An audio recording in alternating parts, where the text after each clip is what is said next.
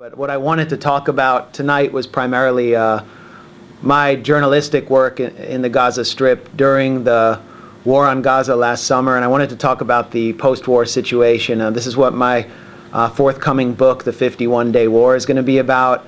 I didn't choose the title for this talk. I don't know really who did, but it just kind of showed up.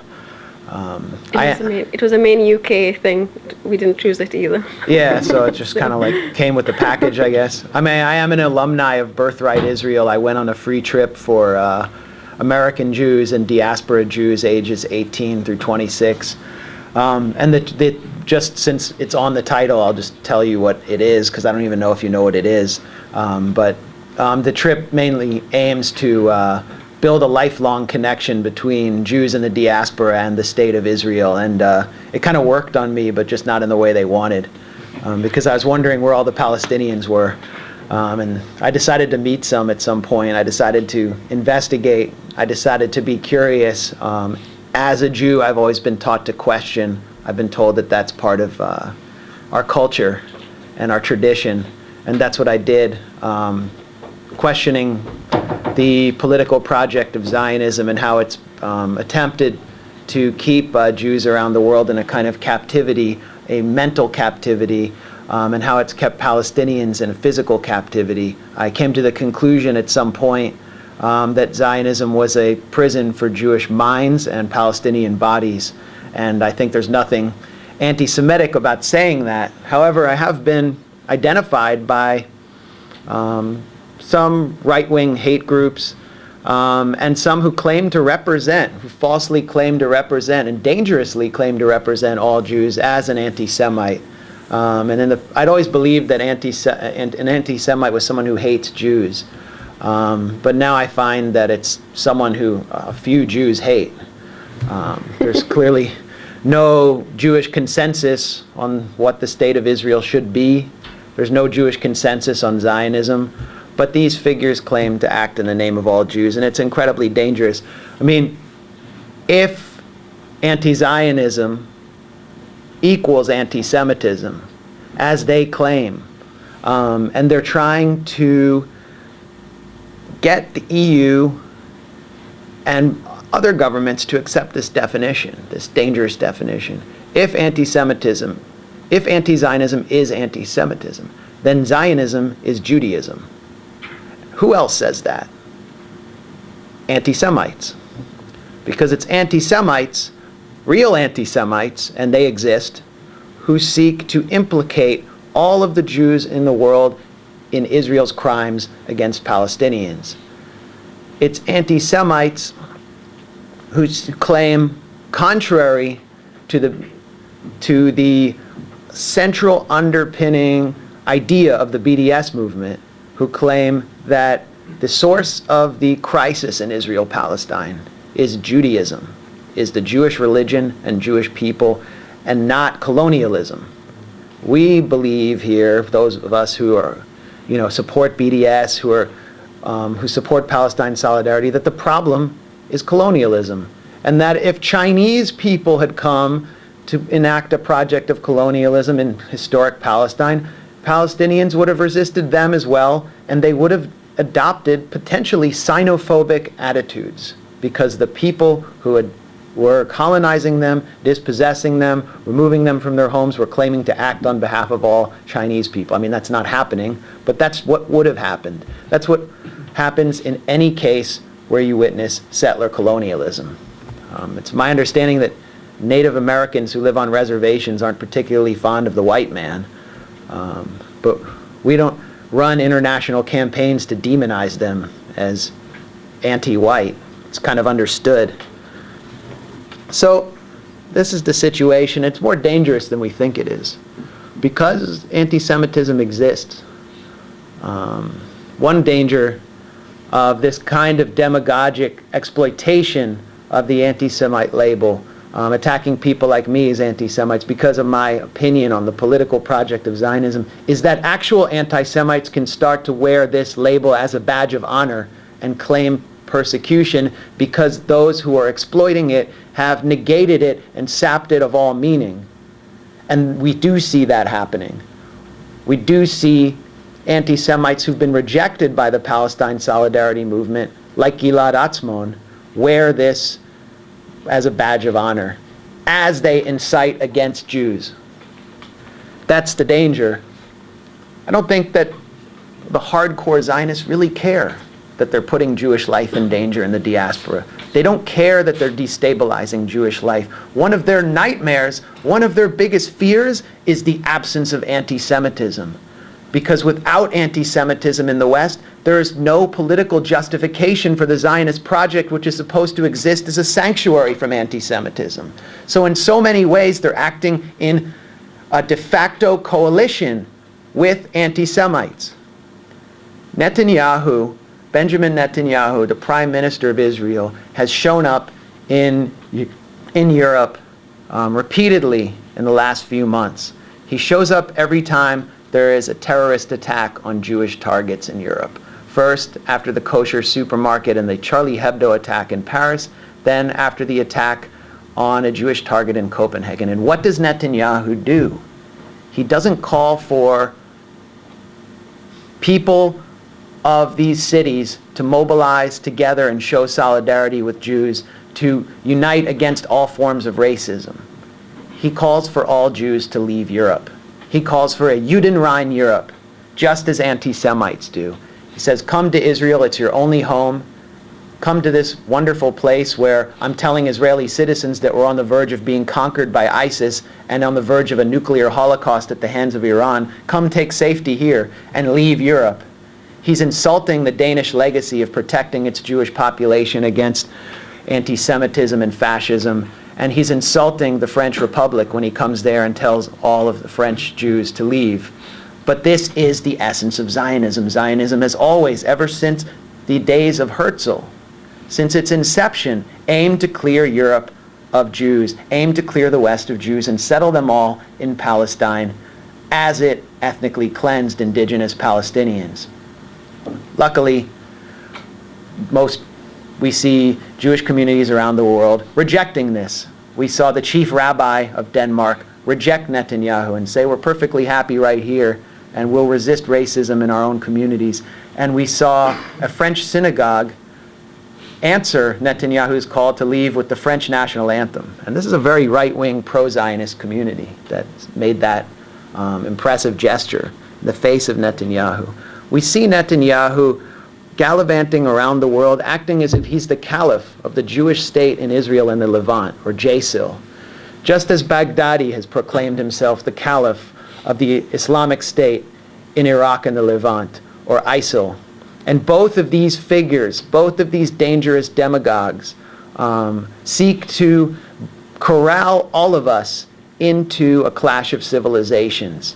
And with the cooperation of our governments, they are succeeding. And that's something that we have to resist here.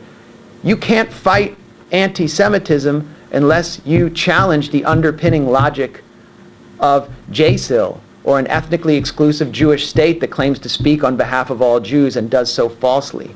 And you can't fight Islamophobia unless you challenge the underpinning logic of ISIL, which claims to speak on behalf of all Muslims and to represent an authentic vision of Islam, which is completely false. And so that's an important part of our mission here, because the struggle for Palestinian freedom has nothing to do with religion. It's increasingly expressed in a religious way, but it has nothing to do with religion. The Holy Land has been a diverse place for generations and generations, and Palestinian society has been as well. This is not about Jews versus Muslims, as much as Baghdadi and Netanyahu would like it to be such. This is about rights. It's about democracy. And when people accuse me of seeking to destroy Israel, I say, how will democracy destroy Israel?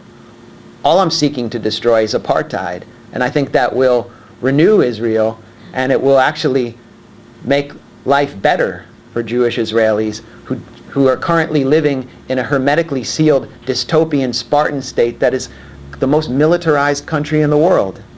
So that's really where I'm coming from. when I say anti-Semitism exists, of course, I'm referring to classical anti-Semitism, which is what was at the base of the Jewish genocide in Europe. But we increasingly hear anti-Semitism expressed from Muslim communities and the Arab world. It's a fact. It's a different kind of anti-Semitism than classical anti-Semitism, because in many ways it is a reaction against Zionism. And it is a crude reaction to what Zionism has done to Palestinians and to the Arab world.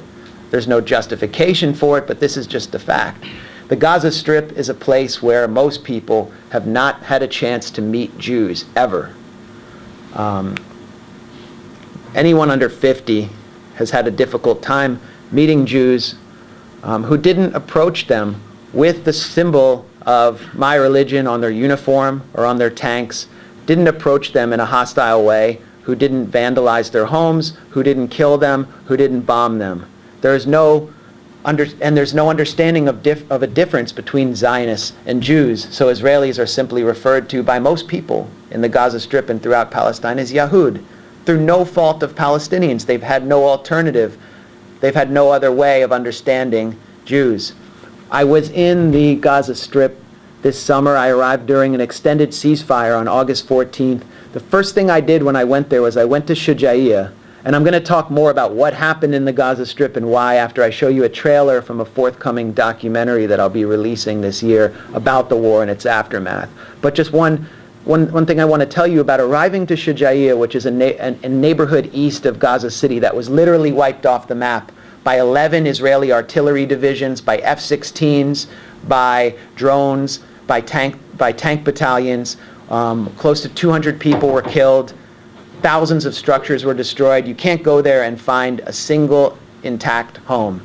And in many of the homes that I went in, which were occupied by Israeli soldiers for several days, I found Jewish stars inscribed on the furniture of families and Jewish stars spray painted on the walls. This is the soldiers representing a worldwide religion, the oldest monotheistic religion in the world, as a religion of violence to people who have never met Jews who are not in uniform carrying guns. So it's difficult to imagine how there can be a shared future when these kind of wars are occurring and when religion is represented in this way, when an entire people are representing their religion this way. I'm referring to Jewish Israelis who are conscripted and sent into Gaza as soldiers. It's deeply depressing. One of my friends in Gaza is a literature professor at Islamic University named Rifat Al-Arir. He is someone who grew up trying to get a PhD, finish his PhD in Europe, and being constantly obstructed by the Israeli occupation. They would constantly turn him away after he was accepted to a university in Manchester to finish it. He was rejected. He's been refused on 5 separate occasions to leave Gaza. And this is someone who speaks perfect English, who teaches English literature. And he was constantly refused. At age 36, I met him at a table at a fancy restaurant in Berkeley. This foundation called the Lannan Foundation, which is a progressive foundation in the U.S., brought us together there. I was on book tour. I was doing a series of talks with the author Ali Abu Nima, and Rifat had edited a book, which is an essential book, called Gaza Writes Back, which is a collection of short stories and poems and essays by young writers from the Gaza Strip.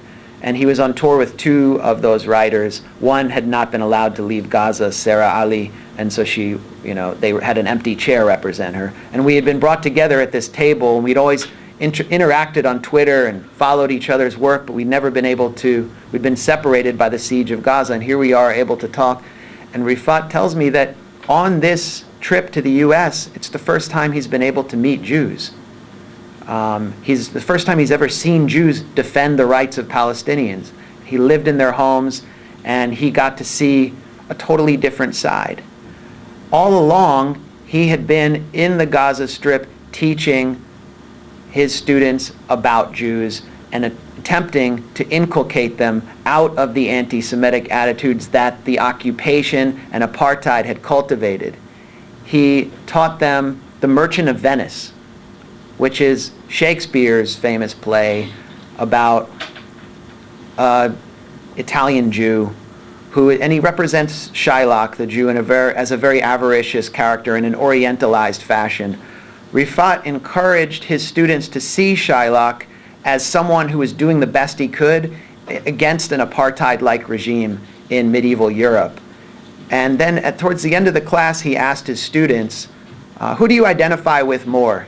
Shylock, the Venetian Jew, or Othello, another famous Shakespearean character of Arab origin?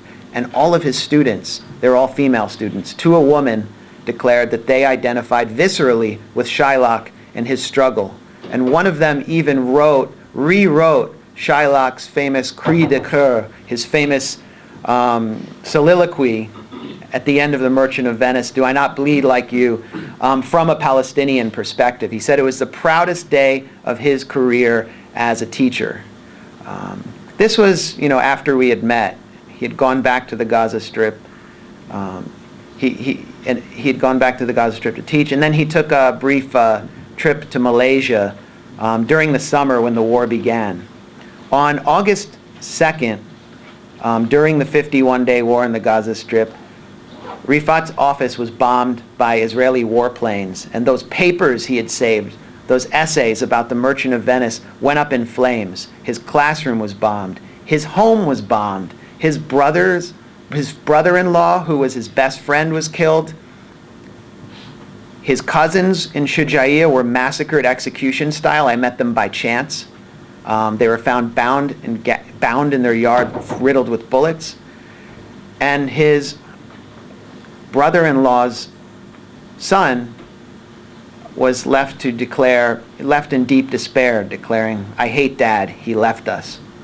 And this is a situation that almost everyone I know in the Gaza Strip has to deal with. Everyone was touched by the violence. And what this violence does is it makes it harder and harder for Rifat to do his job, which is holy work. He's going against the grain, and the state of Israel doesn't want him to do that. He said that what threatens the state of Israel the most is Palestinians like me, who are educated, who can speak to the outside world, and who understand things on an international perspective, and they seek to do everything to prevent us from becoming that. It spreads radicalization is what it does.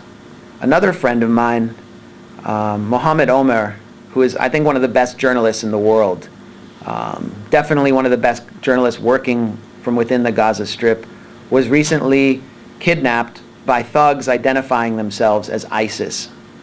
This is very unfamiliar to the Gaza Strip.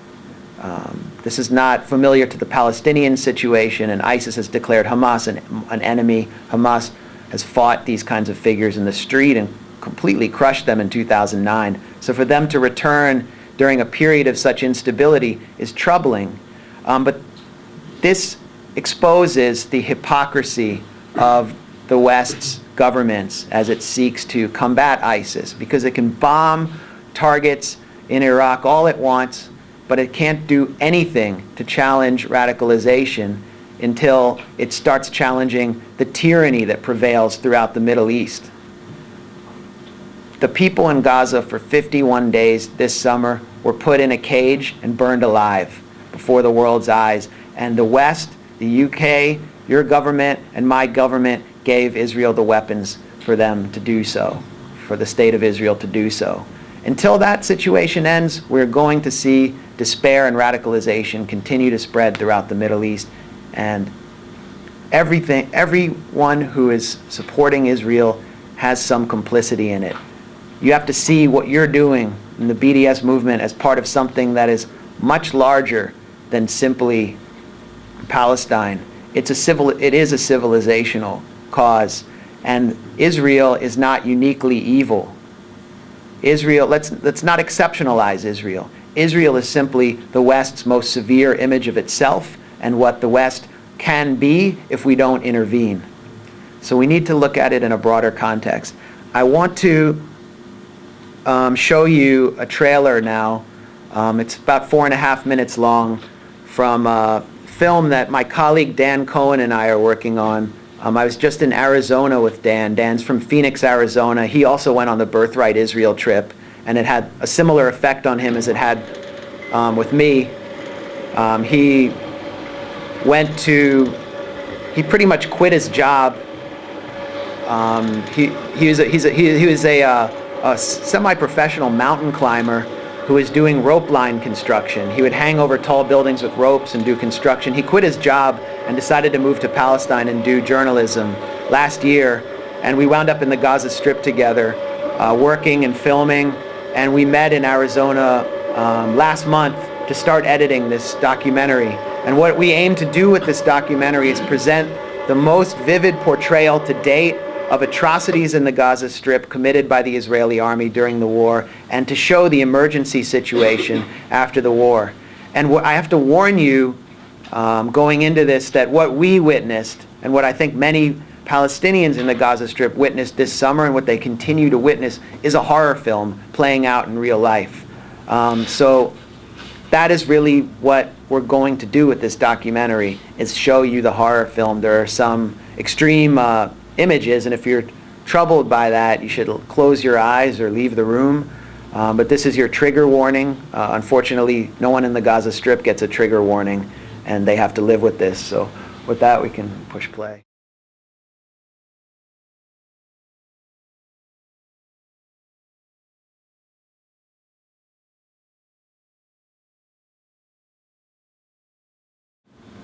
The Israeli human rights group B'Tselem found in a recent report that came out last month about the war that the Israeli military had an open fire policy that targeted civilians, particularly families in their own homes.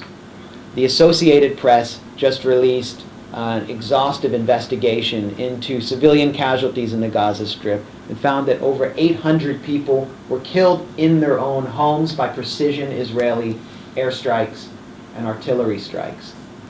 That is nearly half the total of dead civilians. If you look at the names of those who were killed, you're going to see entire families who have been wiped from the civil record, entire families who've been liquidated. According to the Palestinian Ministry of Health, 89 families were erased from the civil record in the Gaza Strip. Over 100 families lost 3 members or more. According to the Associated Press, over 150 preschoolers were killed in their own homes. Over 12 infants were killed in their own homes. Many people were killed in their own homes while asleep, like Ahed Zahut, the most famous footballer in Gazan history, who is living in the Italian compound that was attacked in central Gaza City.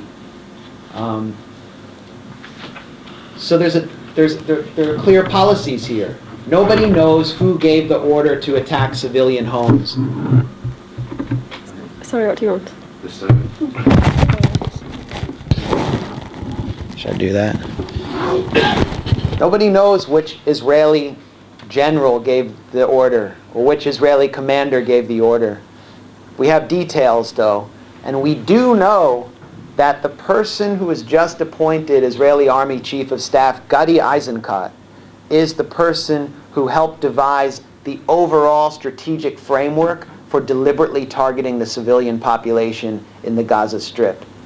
In 2006, Israel fought a war with Hezbollah. In southern Lebanon, it received a bloody nose, its infantry forces and its tank divisions, from Hezbollah fighters. It was basically defeated on the ground during the ground invasion.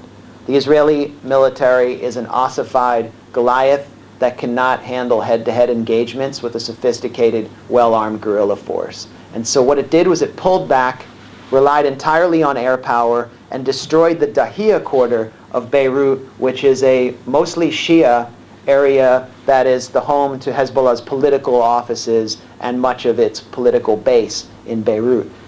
It decided to attack the civilian population to punish it for supporting Hassan Nasrallah, the spiritual leader of Hezbollah, and Hezbollah's military forces. After the war, it conceived of a doctrine called the Dahia Doctrine, and Gadi Eisenkot was quoted in Yediot Aharonot which is Israel's most influential newspaper, declaring that after this war, we will treat everyone in Lebanon as Hassan Nasrallah, the leader of Hezbollah, and we will treat everyone in the Gaza Strip as Khalid Mishal, the head of Hamas's political bureau. In other words, there's no distinction anymore between civilian and fighter. Everyone is a terrorist, according to Gadi Eisenkot. And this most important thing of this, the most important aspect of the Dahiyya doctrine is that Israel has no intention of defeating the military wing of Hamas, the Al-Qassam brigades, or defeating the military wing of Hezbollah. Its intention is to demoralize and destroy any civilian population that supports it, to destabilize societies to the point that they turn on their own leadership. And that is what we saw take place in every assault on the Gaza Strip since 2006. That's why we saw so much violence during Operation Cast Lead in 2008, 2009. That was the first major assault on the Gaza Strip where we saw, after the Israeli siege was imposed, after Hamas was elected and took power, and after Israel had withdrawn its small settler population in 2006. So by withdrawing its settler population in Gaza, it had more freedom to act, more freedom to bomb. This war killed over 1,400 in 3 weeks, almost exclusively civilians. Very few Israelis died. Less than 10 Israeli soldiers died in that assault, most through fratricide, through friendly fire. And it was that war that really shook me to the point where I decided to dedicate my journalistic energy to this issue, because I thought it was not only undercovered in the United States, but the media was derelict in explaining to Americans what was happening, both in Israel and within the occupied Palestinian territories. Then in 2012, we saw another assault on the Gaza Strip, the military escalation in November 2012. We saw an increasing number of families targeted. The Al-Dalu family lost 12 members in that war. And then once again, in 2014, another war took place. It's almost become a ritual. And every 2 or 3 years, there's an assault on the Gaza Strip employing the Dahiyya doctrine. In this war, leading up to it, and in the years before, we heard Israeli public officials calling for flattening Gaza. And the Israeli military did just that. 25% of the Gaza Strip has been reduced to rubble. Those are the border areas, the areas that are along the boundary with Israel. So they're towns that you saw here, like Rafah, which is the largest Palestinian city in the Gaza in the southern area of the Gaza Strip. It borders Israel and Egypt. And it's where the tunnel economy has thrived. It's where goods have been smuggled in through Rafah. Then northeast of Rafah is Hosea, which is just east of the largest city in that area, Khan Yunis. And that is a small farming village. You go north to Shujaiya, that area was wiped off the map. It's east of Gaza City. Go further north to Beit Hanun, another border city, that was wiped off the map. What's the point of this? The point is to tighten the cage on the population of Gaza by eliminating, basically making these border areas uninhabitable. And the United Nations has concluded before this war that Gaza would be uninhabitable completely by 2020. With these areas gone, there's no sanitation, there's no electricity, there's no housing. Where do these people go? They go further away from Israel. And there already has been a 300-meter buffer zone imposed between them and the concrete walls that separate Israel and the Gaza Strip.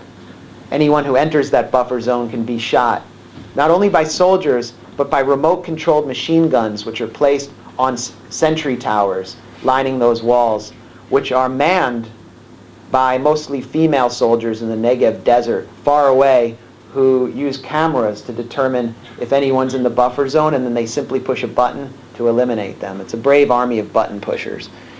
Then they, go have a snack and go to lunch and go home after, killing some people with the push of a button. So the population has been pushed further back.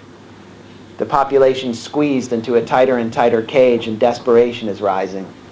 You met at the beginning of this documentary trailer, Mahmoud Abu Said, who's 19 years old, from the easternmost area of Rafah.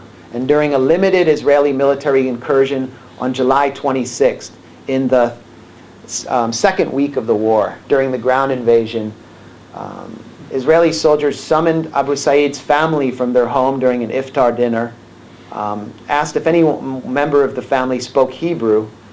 When his father, who was over 50 and who had worked in Israel, answered in the affirmative, they shot him in the chest.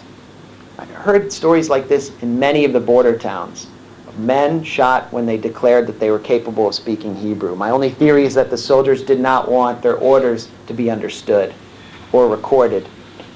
But I don't know why they did this.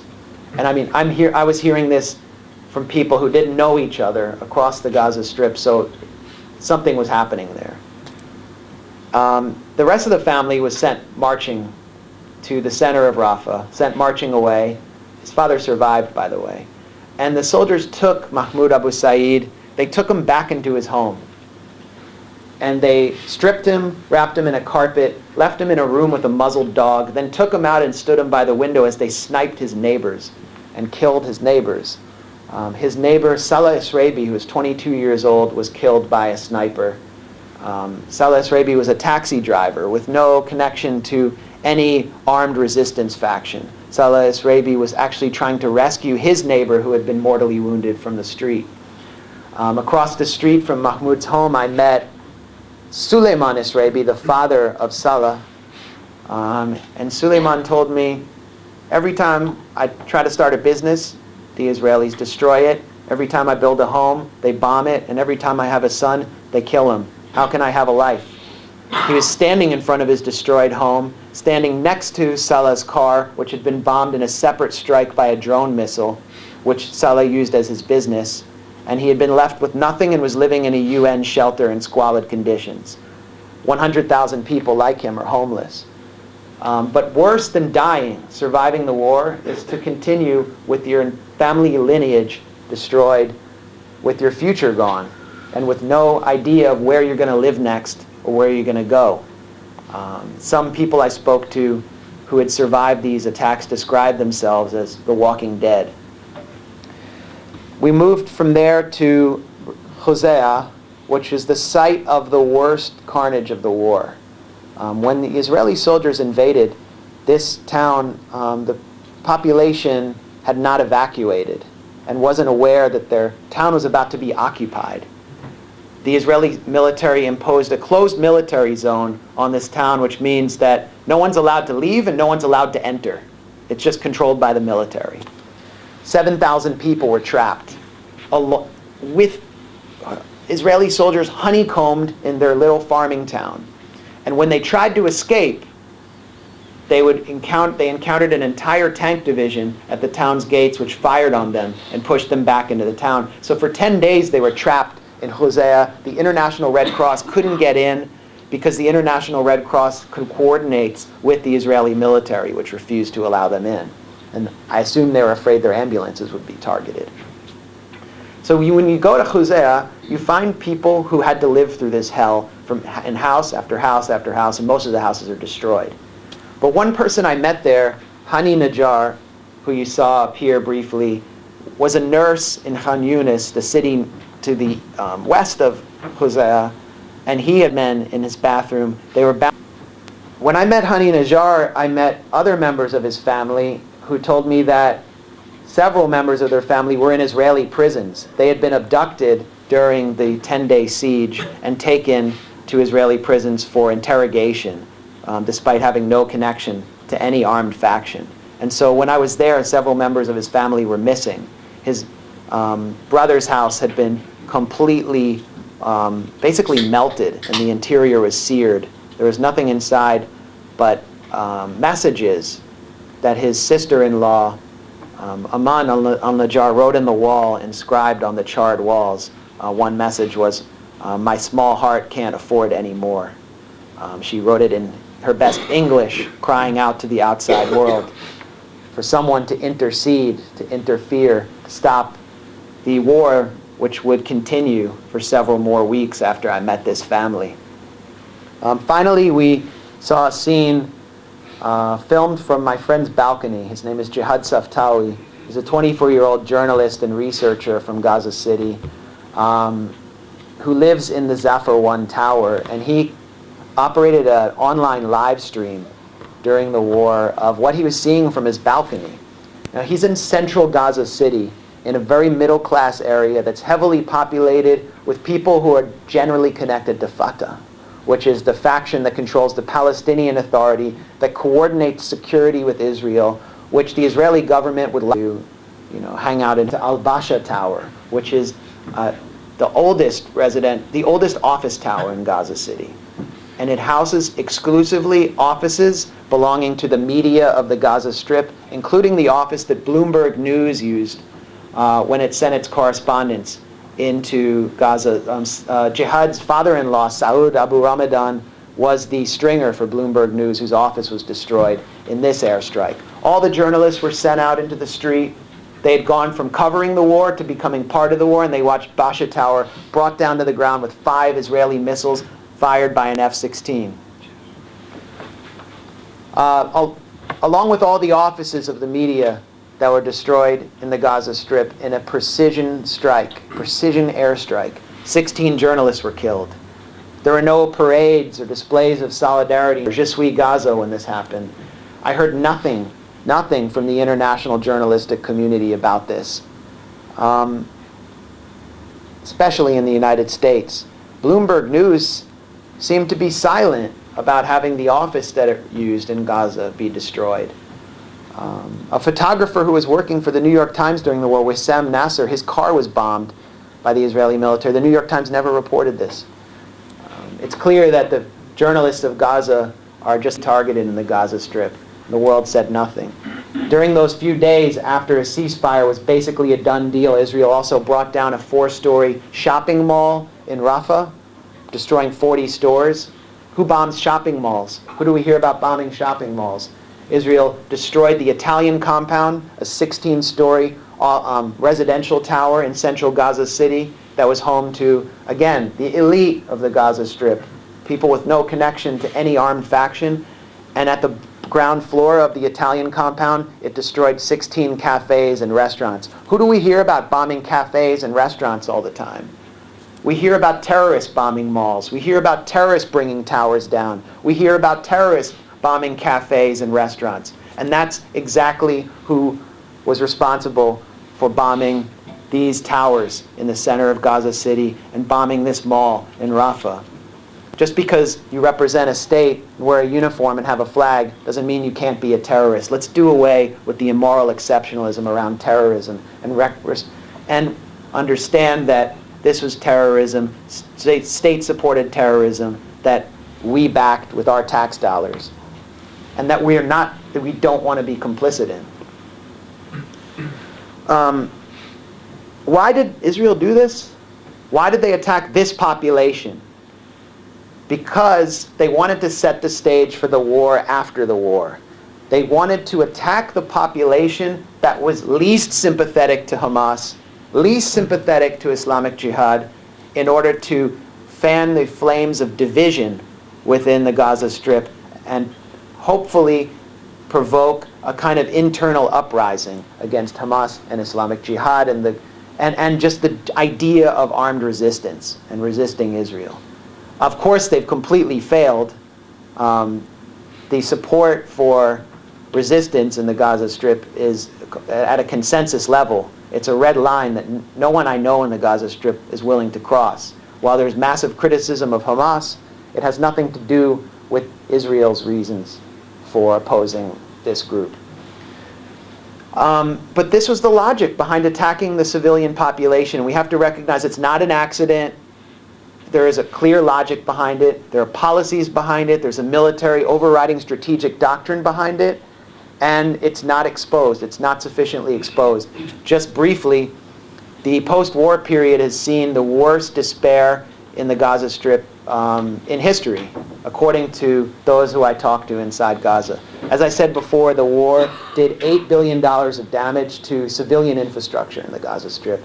International donors representing states from the EU, the US, Canada, and the Gulf states gathered in Cairo, the seat of power for the unelected dictator Abdel Fattah al-Sisi and his military junta, which is a key participant in the siege and destruction of Gaza. And they gathered there in part to legitimize Sisi and also to play a charade in which they would pledge $5.3 billion to rebuild the Gaza Strip. None of that money came through. Only $300,000 has been pledged. And one reason that it hasn't been pledged is because these attacks on the Gaza Strip have become such a ritual that every time money is pledged and structures are rebuilt, they're destroyed again. Yaakov Katz, who is the Israeli transportation minister, actually warned the diplomats at the conference that if they paid for any rebuilding, Israel would destroy it all over again if Gaza continued to resist its siege. In Katz's exact words, Gaza must choose whether it wants to be Singapore or Darfur. If it continues to be controlled by Hamas, and this is what the implications were, they will suffer genocide. When you talk about Darfur, you're talking about a genocide that was recognized by the U.S. as such. And so that's what Katz was warning. So it was a chilling message. The diplomats all spoke on background to reporters saying, we have no will to donate any money. It's hopeless. So the homeless population in Gaza has had to endure one of the worst winters in history. Many people are still living in the rubble of their homes. They can only cover with sheet metal and nylon.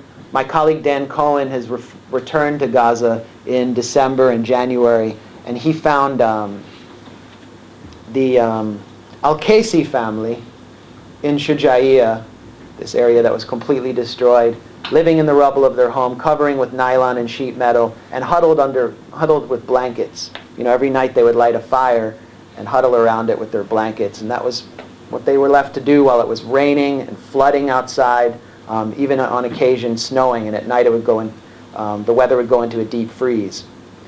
Dan met 5-month-old Sami Al-Kasi, who had never seen light powered by electricity. He'd only seen light from the fire that was the nightly ritual of the family that warmed them. And this child was captivated by the light that Dan affixed to his camera, because it was something he'd never seen before. In January, I think it was January 15th, we learned that this child born during the war, who was then 6 months old, froze to death along with 5 other children that week. This kind of thing continues to happen each week with no relief in sight. There's no light at the end of the tunnel. None of my friends in Gaza know what happened. And for the first time, we've seen people trying to get out of Gaza at a massive level. The middle class has been completely broken. The economy's broken. 46,000 government employees have gone over 6 months without receiving a salary and have no way of knowing where the money's going to come from next.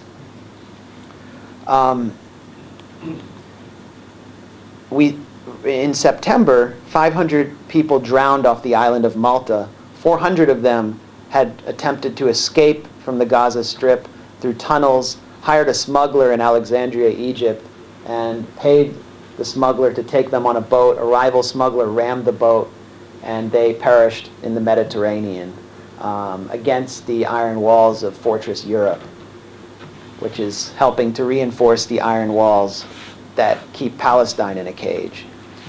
My friend Jihad, who I talked about, and his wife Laura would like to come to the United States and have a child there, a child who will have a nationality, and rights and freedom of movement that they've never enjoyed. They're simply unable to get out because the bureaucratic process has been made impossible. The Egyptian junta has kept the Rafah crossing, which is the only way out for most people in the Gaza Strip, closed for all but 3 days since the end of the war. So Gaza remains a cage, and in many ways, it is simply a warehouse for surplus humanity, for people who are deemed by our governments to be unworthy of rights.